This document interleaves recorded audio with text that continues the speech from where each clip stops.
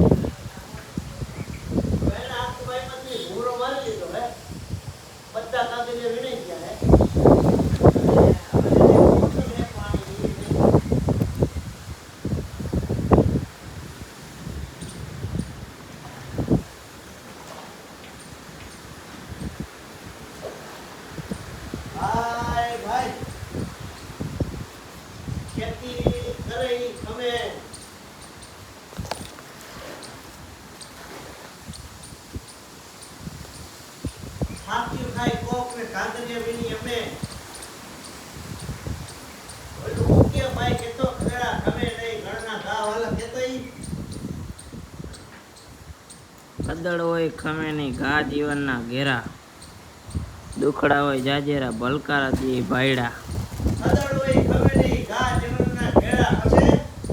દુખડા હોય જાજેરા તોય ભલકારા દી ભાઈડા.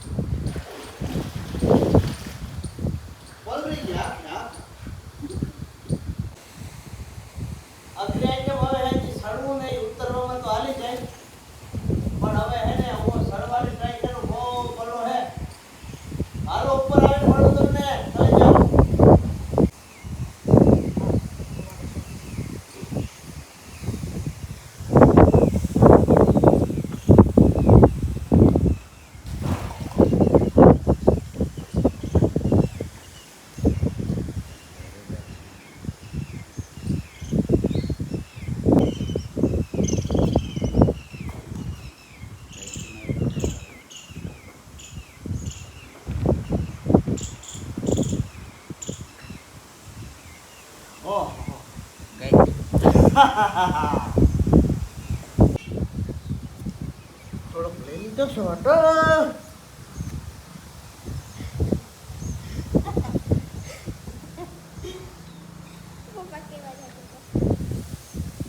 તો મિત્રો, વાયુમાંથી આપણે બહાર આવતા રહ્યા હઈ અને હાલ જોજો વાયુમાંથી સડવું ને એટલે શું કે દિવસના તારા દેખાવા માંડે.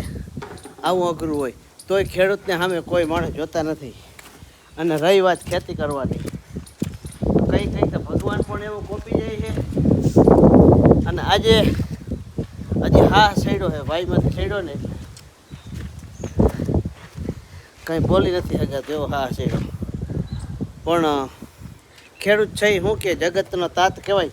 જગતના પેટ ભરવા માટે અને આપણા છોકરાના પેટ ભરવા માટે થઈ અને આ બધું કરવું પડે. અને જે વાત આપણે આગલા કાલના વિડીયોમાં કહી દીધી કે ઓલી કીટની એ કીટ આવી ગઈ છે ફાઇનલી. પરમદિયાનો વિડીયો બનશે અને જોરદાર મસ્ત મજાનું આપણે છે ને એનું રિવ્યૂ લેવાનું છે આપણા જ પશુને ચેક કરીને. નહીં ખોટું નહીં કંઈ જૂઠું, ઓનલી વન ચાલુ કેમેરે બનાવવાનો છે. આવજો. જય દ્વારકાધીશ. અત્યારે બોલી શકી એવી પરિસ્થિતિ નથી. વાયુમાંથી સડ્યો ને એટલે હા સડી ગયો.